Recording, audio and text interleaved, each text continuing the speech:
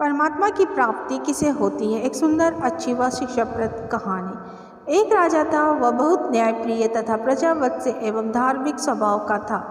वह नित्य अपने इष्ट देव की बड़ी श्रद्धा से पूजा पाठ और याद करता था। एक दिन इष्ट देव ने प्रसन्न होकर उसे दर्शन दिए तथा कहा, राजन, मैं तुमसे बहुत प्रसन्न हूँ, बोलो तुम्हारी कोई इच्छा है तो। प्रजा को चाहने वाला राजा बोला, भगवान, मेरे पास आपका दिया हुआ सब कुछ है। आपकी कृपा से राज्य में भी सब प्रकार की सुख शांति है। फिर भी मेरी एक इच्छा है कि जैसे आपने मुझे दर्शन देकर धन्य किया, वैसे मेरी सारी प्रजा को भी दर्शन दीजिए। ये तो संभव नहीं है, भगवान ने राजा को समझाया। परंतु प्रजा को चाहने वाला राजा भगवान से जिद करने लगा। आखिर भगवान को अपने साधक के सामने झुकना पड़ा और वह बोले, ठीक है, कल अपनी सारी प्रजा को उस पहाड़ी के पास लेकर आना, मैं दर्शन दूंगा। राजा अत्यंत प्रसन्न हुआ और भगवान को धन्यवाद दिया। अगले दिन सारे नगर में ढिंढोरा पिटवा दिया गया कि कल सभी पहाड़ के नीचे मेरे साथ पहुँचे, वहाँ भगवान आपको दर्शन देंगे। दूसरे दिन राजा अपने समस्त प्रजा और स्वजनों के साथ लेकर पहाड़ी की ओर चलने लगा। चलते चलते रास्ते में एक स्थान पर तांबे की सिक्कों का पहाड़ देखा। प्रजा में से कुछ एक उस ओर भागने लगे।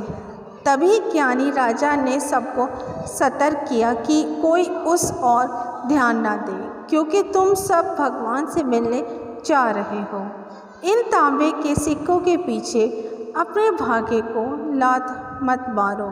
परंतु लोभ लालच में वशीभूत कुछ एक प्रजा तांबे के सिक्कों वाली पहाड़ी की ओर भाग गई और सिक्कों की गठरी बनाकर अपने घर की ओर चलने लगे।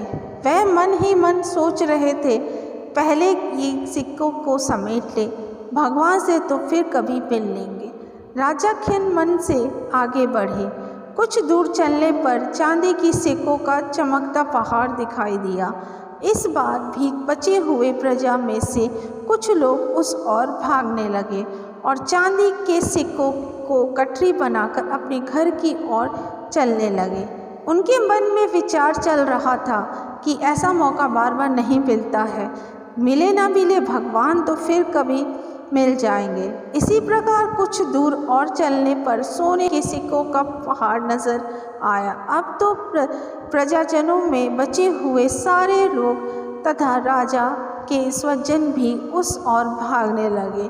वे भी दूसरों की तरह सिक्कों की गठरी लाद कर अपने अपने घरों की ओर चल दिए। अब केवल राजा और रानी ही शेष रह गए थे। राजा रानी से कहने लगे, देखो कितने लोभी ये लोग, भगवान से मिलने का महत्व ही नहीं जानते।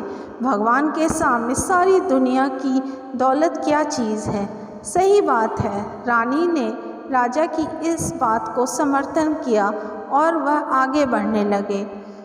कुछ दूर चलने पर राजा और रानी ने देखा कि एक सतरंगी आभा बिखरता हीरों का पहाड़ है।